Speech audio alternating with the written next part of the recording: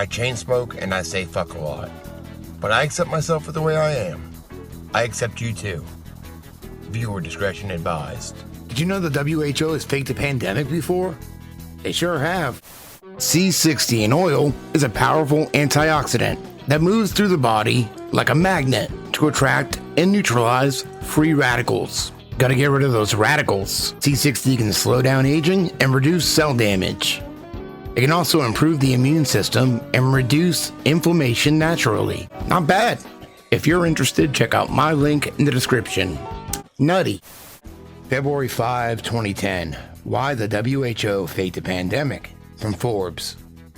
The World Health Organization has suddenly gone from crying, quote, "the sky is falling," like a cackling Chicken Little, to squealing like a stuck pig. The reason? Charges that the agency deliberately fomented swine flu hysteria. Quote, "the world is going through a real pandemic. The description of it as fake is wrong and irresponsible," the agency claims on its website. A WHO spokesman declined to specify who or what gave this quote description, but the primary accuser is hard to ignore. The Parliamentary Assembly of the Council of Europe, or PACE, a human rights watchdog, is publicly investigating the WHO's motives in declaring a pandemic. Indeed, the chairman of its influential health committee, epidemiologist Wolfgang Wodarg, has declared that the false pandemic is one of the greatest medicine scandals of the century. Not anymore. Even within the agency, the director of WHO Collaborating Center for Epidemiology in Munster, Germany, Dr. Ulrich Keil, has essentially labeled the pandemic a hoax. Quote, "we are witnessing a gigantic misallocation of resources, 18 billion so far, in terms of public health," he said. They're right. This wasn't merely overcautiousness or simple misjudgment. The pandemic declaration and all the klaxon ringing since reflect sheer dishonesty motivated not by medical concerns, but political ones. Unquestionably, swine flu has proved to be vastly milder than the ordinary seasonal flu. It kills at a third to a tenth of the rate, according to the U.S. Centers for Disease Control and Prevention estimates. Data from other countries like France and Japan indicate it's far tamer than that. Indeed, judging by what we've seen in New Zealand and Australia, where the epidemics have ended, and by what we're seeing elsewhere in the world, we'll have considerably fewer flu deaths this season than normal.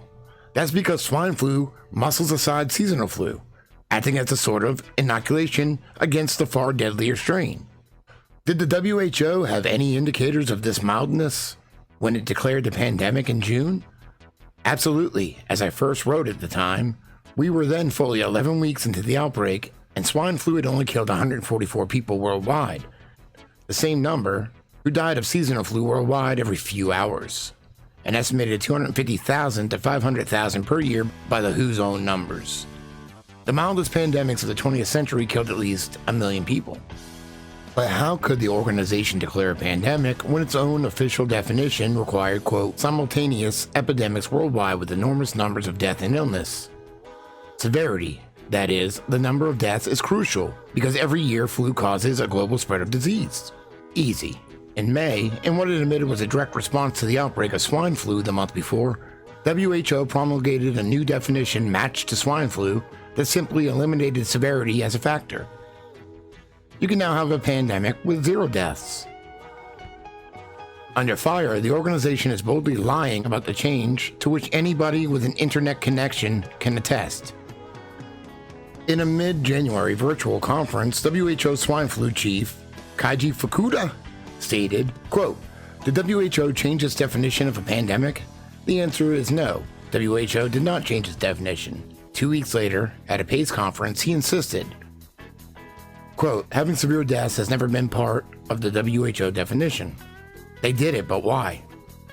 In part, it was SIA for WHO. The agency was losing credibility over the refusal of avian flu H5N1 to go pandemic and kill as many as 150 million people worldwide, as its quote, "flu czar" had predicted in 2005. Around the world, nations heeded the warnings and spent vast sums developing vaccines and making other preparations. So when swine flu conveniently trotted in, the WHO essentially crossed out, quote, "avian" and inserted, quote, "swine." And WHO Director General Margaret Chan arrogantly boasted, quote, "The world can now reap the benefits of investments over the last 5 years in pandemic preparedness." But there's more than bureaucratic self-interest at work here. Bizarrely enough, the WHO has also exploited its phony pandemic to push a hard left political agenda. In a September speech, WHO Director General Chan said, quote, "Ministers of health should take advantage of the, quote, devastating impact swine flu will have on poorer nations to get out the message that, quote, changes in the functioning of global economy are needed to, quote, distribute wealth on the basis of values like community, solidarity, equity, and social justice." She further declared it should be used as a weapon against, quote, international policies and systems that govern financial markets, economies, commerce, trade, and foreign affairs. Chan's dream now lies in tatters. All the WHO has done, says Pace's Wodart, is to destroy, quote, much of the credibility that they should have, which is invaluable to us if there's a future scare that might turn out to be a killer on a large scale. If they've done it once, could they do it again? You're damn right they could. Fucking stoned. I got